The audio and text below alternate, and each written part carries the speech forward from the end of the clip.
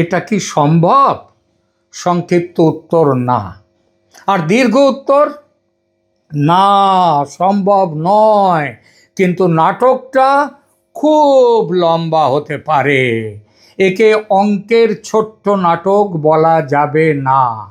High court, single bench, double bench, supreme court, ততদিন আমি নবান্ন আটকে থাকব।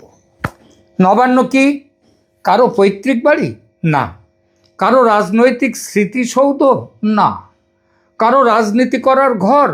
কারো গোঁসা ঘর? না না।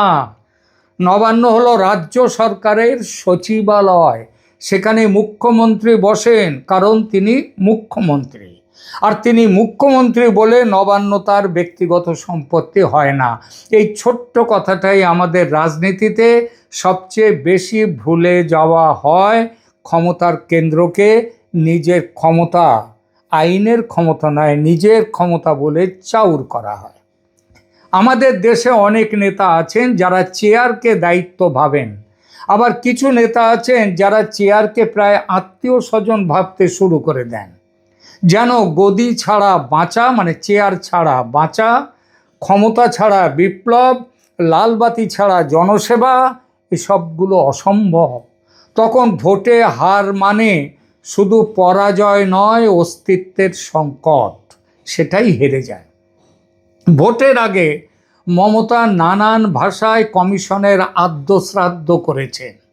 এখন ফল বেরোনোর পর আগের অভিযোগগুলো আরও চিৎকারের সঙ্গে বলছেন কমিশন বিজেপির দালাল। চক্রান্ত হচ্ছে, ভোট লুট হয়েছে, জনগণের রায়কে বিকৃত করা হচ্ছে, অতএব এই রায় মানি না। এগুলো রাজনৈতিক ভাষণের অংশ হতে পারে, তাতে আপত্তি নেই। কিন্তু সমস্যা শুরু হয় যখন পরের লাইনটা আসে যে আমি ফল মানব না, নবান্নও ছাড়ব না। এই জায়গাতেই গণতন্ত্র থমকে যায়। কারণ গণতন্ত্রে আপত্তির রাস্তা আছে, অবাধ্যতার রাস্তা নেই।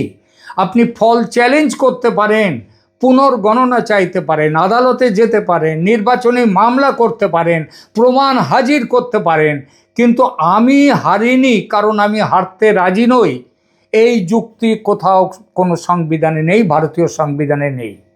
এটা মূলত রাজনৈতিক যারা নভিস এবং অত্যন্ত উচ্চাকাঙ্ক্ষী এবং কি বলবো নোংরা উচ্চাকাঙ্ক্ষী, তাদের দেয়ালে লেখা থাকে ওই সব কথা যে আমি হারতে রাজি নই।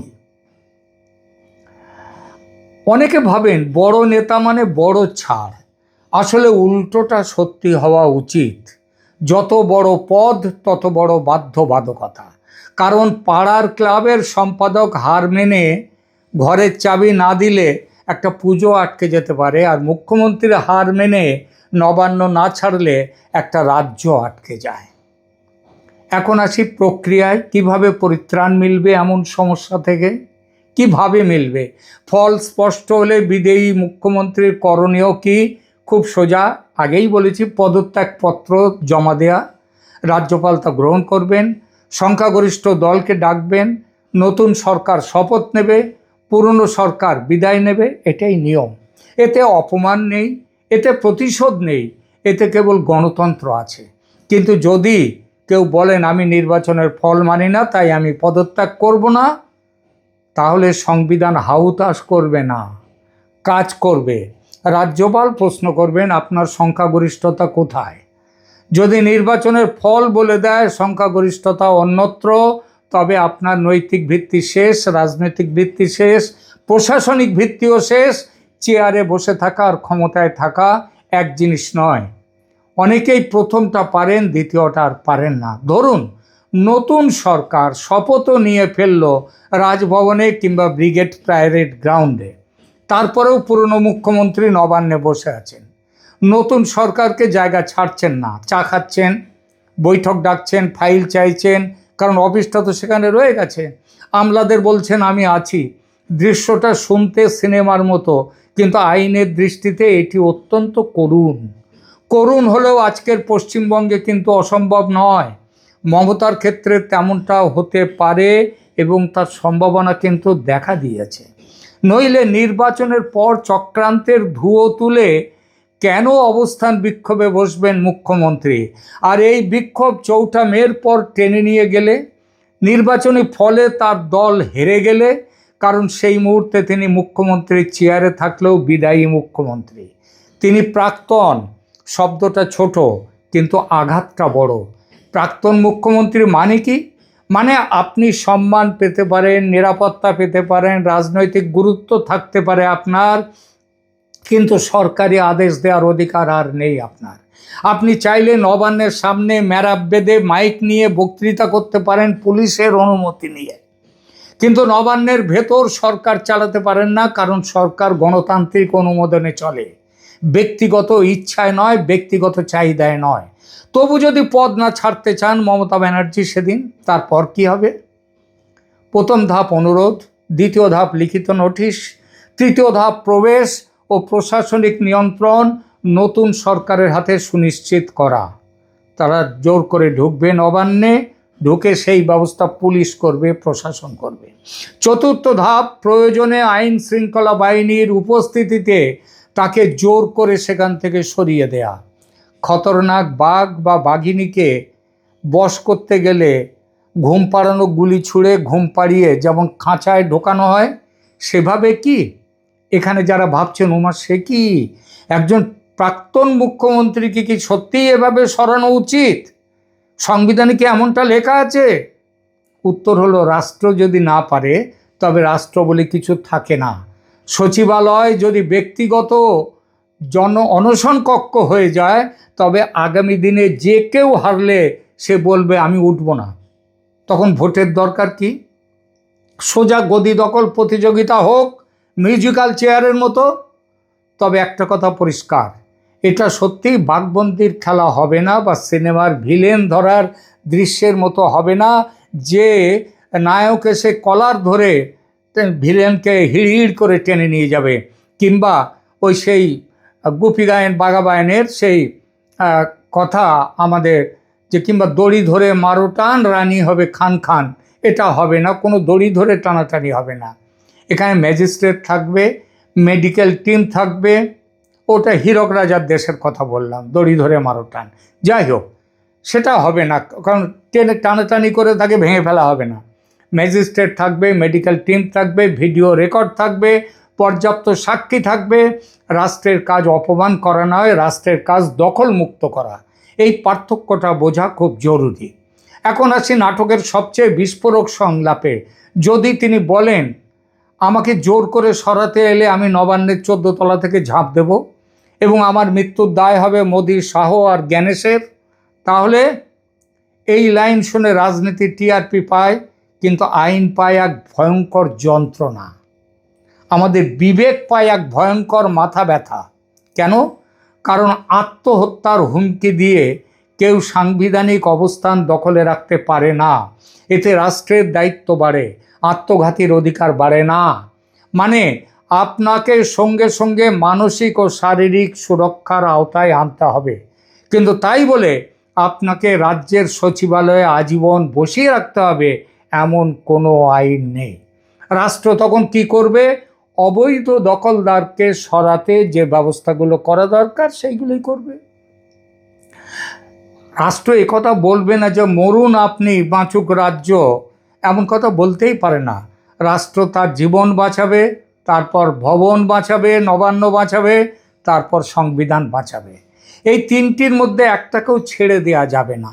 সিনিয়র পুলিশ, ম্যাজিস্ট্রেট, চিকিৎসক এবং অতি অবশ্য এক বা একাধিক মানসিক স্বাস্থ্য বিশেষজ্ঞ, সবাইকে নিয়ে ক্রাইসিস ম্যানেজমেন্ট শুরু হবে।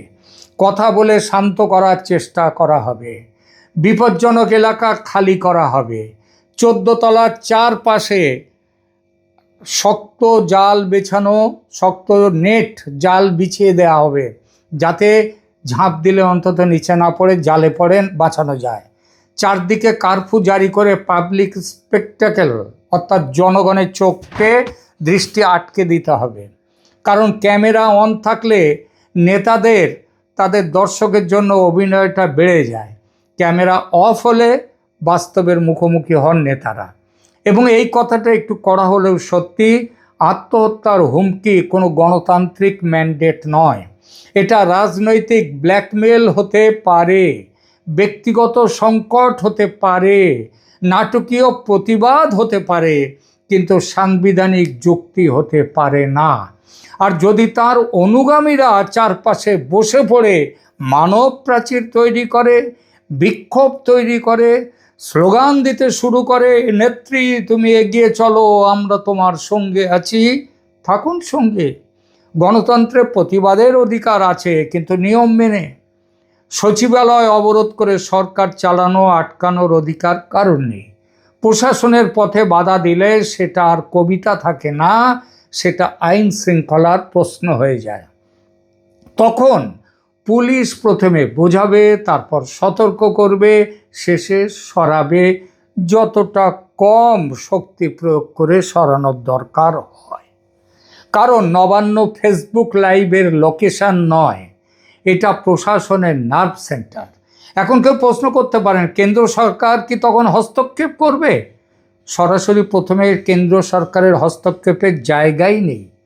প্রথমে রাজ্যের সাংবিধানিক কাঠামো কাজ করবে। নতুন সরকার থাকলে প্রশাসন তার নির্দেশ মানবে, কিন্তু যদি দেখা যায় রাজ্য যন্ত্র অবরুদ্ধ হয়ে আছে, পুলিশ দ্বিধায়, আমলারা ভয়ে স্তব্ধ, সচিবালয় আটকে সরকার কাজ করতে পারছে না, তখন রাজ্যপালের রিপোর্ট যাবে কেন্দ্রে। তবে এখানে যাবে না, কারণ পুলিশ ইতিমধ্যেই যে তাদের বোধোদয় হয়েছে, তারা যে বুঝতে পেরেছে মালিক বদল হচ্ছে, সেটা 29শে এপ্রিলের ভোটের দিন পুলিশের কাজকর্ম দেখে বোঝা যাচ্ছে। যাই হোক, এইবার রাজ্যপালের রিপোর্ট যদি কেন্দ্রে যায়, সেখানে সাংবিধানিক বিপর্যয়ের প্রশ্ন উঠতে পারে। অর্থাৎ ব্যক্তিগত জেদের শেষ স্টেশন গিয়ে ঠেকতে পারে আর্টিকেল 356-এর প্ল্যাটফর্মে রাষ্ট্রপতির শাসন। ভাবুন তো কি বিচ্ছিরি ব্যাপার। 3 কোটি মানুষ লাইনে দাঁড়িয়ে, 3.5 কোটি মানুষ লাইনে দাঁড়িয়ে রোদে পুড়ে বৃষ্টিতে ভিজে ভোট দিল, বিজেপিকে সংখ্যাগরিষ্ঠতা দিল, তবু নতুন সরকার গঠন হতে পারছে না, কারণ বিদায়ী মুখ্যমন্ত্রী পদত্যাগ করছেন না, ভোটের ফল মানছেন না। আমি গদি ছাড়ব না বলতে বলতে শেষমেশ গোটা রাজ্যটাকে সাংবিধানিক সংকটে ঠেলে দিচ্ছেন। আইন বলে তিনি পদত্যাগ করলে তবেই নতুন সরকার শপথ নিতে পারে, আর যতক্ষণ না তিনি পদত্যাগ করবেন ততক্ষণ তিনিই মুখ্যমন্ত্রী, বিদায়ী মুখ্যমন্ত্রী। সংবিধানে লেখা আছে, নতুন ভোটে যেই হারুক যেই জিতুক, বিদায়ী মুখ্যমন্ত্রী পদত্যাগ করবেন, রাজ্যপাল তাকে নতুন মুখ্যমন্ত্রী না হওয়া পর্যন্ত কাজ চালিয়ে যেতে বলবেন, তারপর নতুন মুখ্যমন্ত্রী শপথ নিলে পুরনো সরে যাবেন। কিন্তু পুরনো মুখ্যমন্ত্রী যদি পদত্যাগই না করেন, তিনি যদি পদত্যাগ না করেন, তাহলে কি হবে? সংবিধানে কোথাও লেখা নেই। কারণ সংবিধান লিখেছেন যারা, তারা দুঃস্বপ্নেও ভাবেননি এমন একটা সমস্যা উঠতে পারে। তারা ভাবতে পারেননি যে মমতা ব্যানার্জি নামের কেউ পশ্চিমবঙ্গের মুখ্যমন্ত্রী হতে পারেন। আজ থেকে 76 বছর আগে সেটা ভাবা সম্ভবও ছিল না। গণতন্ত্রে হারলে দুরকম পথ থাকে। এক, মর্যাদার সঙ্গে বলা, জনগণের রায় মেনে নিলাম, আমি লড়াই চালিয়ে যাব। 2, এটা বলা যে জনগণ ভুল করেছে, কমিশন চক্রান্ত করেছে, আদালত দেখবে, ততদিন আমি চেয়ার আঁকড়ে থাকব। এখানে আর একটা গভীর সমস্যা আছে। যখন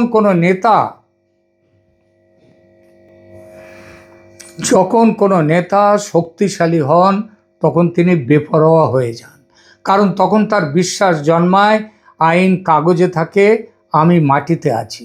কিন্তু ইতিহাস বারবার দেখিয়েছে কাগজটাই শেষ পর্যন্ত জেতে, কারণ কাগজে সংবিধান লেখা থাকে, আর মাটিতে লেখা স্লোগান বৃষ্টি নামলেই ধুয়ে যায়। এবার একটু সরাসরি বলা যাক, ধরুন কেউ হারার পর নবান্ন ছাড়লেন না, তাহলে কি বার্তা যাবে? তাদের বলা হবে যে আপনাদের সিদ্ধান্ত মানি না, কিন্তু এটা শুধু ভোটারের অপমান নয়, এটা গণতান্ত্রিক চুক্তি ভেঙে দেয়া। কারণ ভোটের আসল সৌন্দর্য, আপনি আমার বিরুদ্ধে ভোট দিয়েও আমাকে আইনত সরাতে পারেন। এই শান্তিপূর্ণ ক্ষমতা বদলই সভ্যতার বড় সাফল্য। যেখানে হার মানা যায় না, সেখানে নির্বাচন থাকে, কিন্তু গণতন্ত্র থাকে না। থাকে কেবল ক্ষমতার সঙ্গে আবেগের জোর জবরদস্তি, তার লোভের জোর জবরদস্তি।